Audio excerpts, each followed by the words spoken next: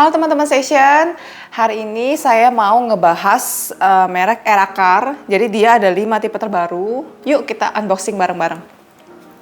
Yang pertama yang akan saya unboxing adalah Eracar YAKOHAMA Fire Barrel.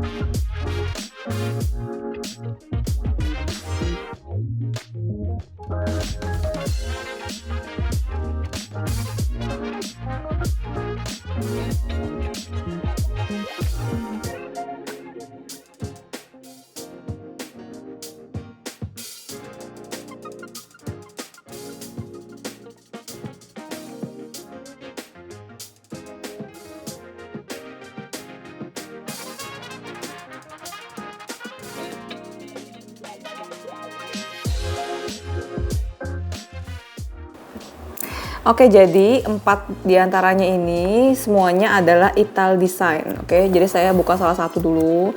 Jadi ini adalah Eracar Nissan GT-R 50 Production Version Pink Greenish. Bentar ya, saya buka.